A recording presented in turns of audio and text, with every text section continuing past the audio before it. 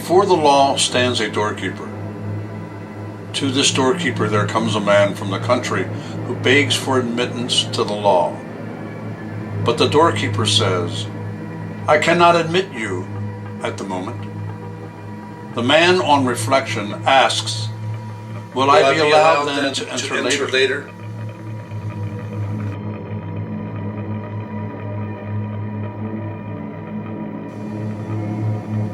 The doorkeeper responds, "It is possible, but not at the moment."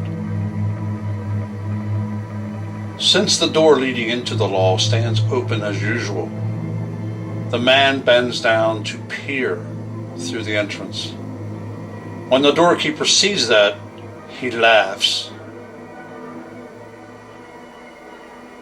"If you are so strongly tempted, try to get in without my permission.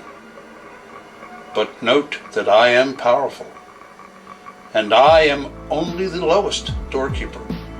From hall to hall, keepers stand at every door, one more powerful than the other.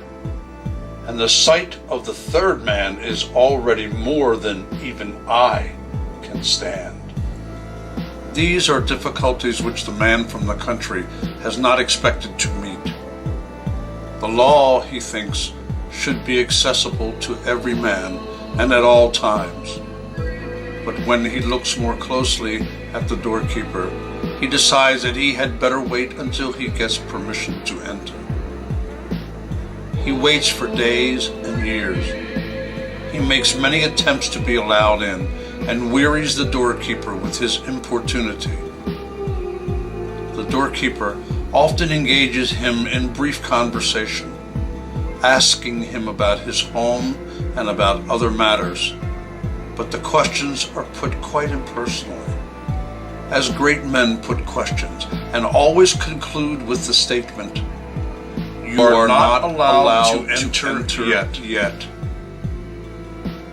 The man who has equipped himself with many things for his journey parts with all he has, however valuable, in the hope of bribing the doorkeeper. The doorkeeper accepts it all, saying, however, as he takes each gift, "I take this only to keep you from feeling that you have left something undone." During all these long years, the man watches the doorkeeper almost incessantly.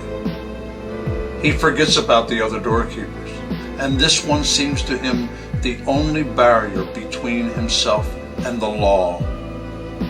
In the first years, he curses his evil fate aloud. Later, as he grows old, he only mutters to himself.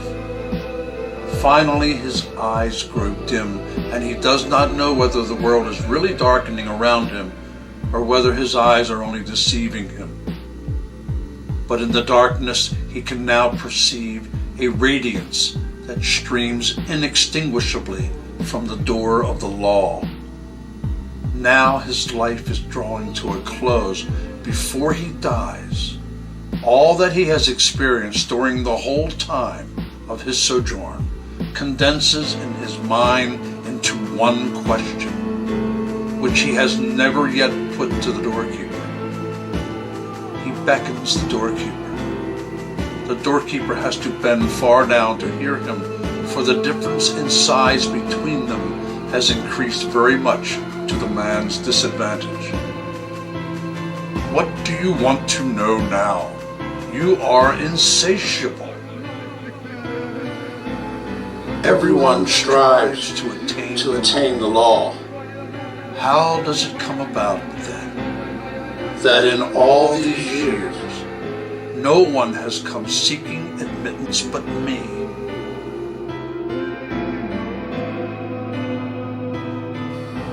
No one has come seeking admittance but me. The doorkeeper perceives that the man is nearing his end, and his hearing is failing, so he bellows in his ear, "No one but you could gain admittance through this door, since this door was intended for you. I am now going to shut it."